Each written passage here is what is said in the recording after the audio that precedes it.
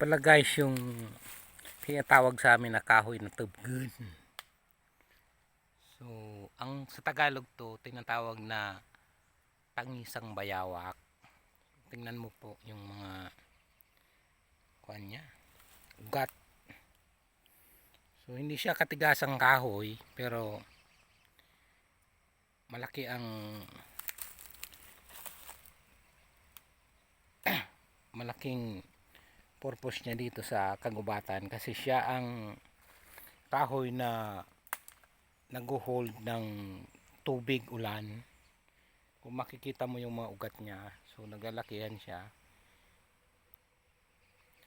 Kaya importante siya. Ang laki na niya.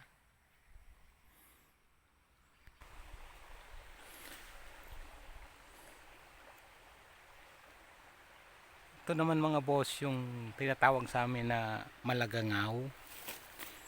So mulabi rin yata ito sa Tagalog.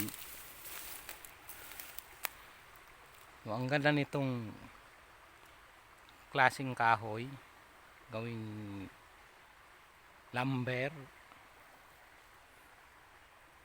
So magandaan nito kasi diretso siya hanggang sa taas, mahaba at marami kang pwedeng paggamitan. Ito naman pala yung mampalod. So, ang ganda rin kahoy nito.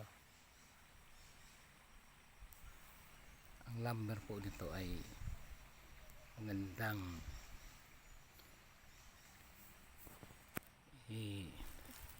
sa bahay.